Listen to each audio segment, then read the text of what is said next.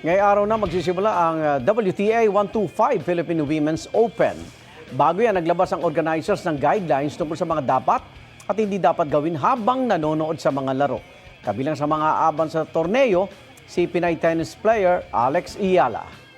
May unang balita si JP Soriano.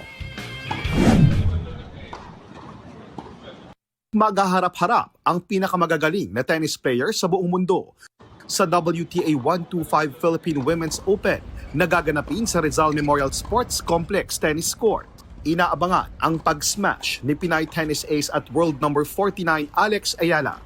Sa qualifying singles draw, unang makakaharap ni Alex ang Russian na si Alina Shareva na nakaharap na niya sa International Tennis Federation match sa Spain noong 2020.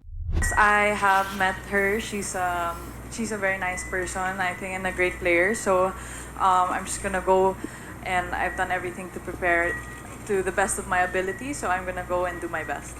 Isa sa mga inaabangan din ang pagiging bubbly ni Alex na nakikipagsabayan nga din sa social media. Pero step by the step pala. Pinoy-coded nga raw ang tennis tuwing sasabak siya.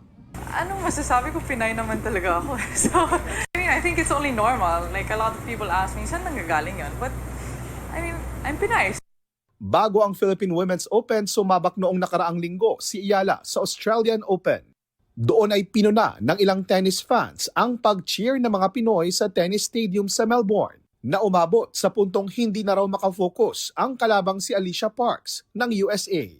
Ang organizers ng Philippine Women's Open naglabas ng tennis etiquette guidelines mula sa WTA o Women's Tennis Association. Paalala nila sa mga manonood, dapat manatiling tahimik para makafocus ang mga manlalaro. Pumalakpak lang kung out of play na o hindi na pwedeng tamaan ng bola. Patayin o i-silent mode ang mga cellphone. Kung magpipicture, walang flash at tunog. At itaon lang ang pagtayo o paglakad kapag naka-change over o break ang laro. Huwag mag-usap o kahit bumulong lang para di maistorbo ang mga manlalaro. Huwag humiyaw o mag-cheer kung nagkamali ang kalaban. At huwag gumamit ng selfie stick. Ito ang unang balita, JP Soriano para sa GMA Integrated News. Igan, mauna ka sa mga balita, mag-subscribe na sa GMA Integrated News sa YouTube para sa iba't ibang ulat sa ating bansa.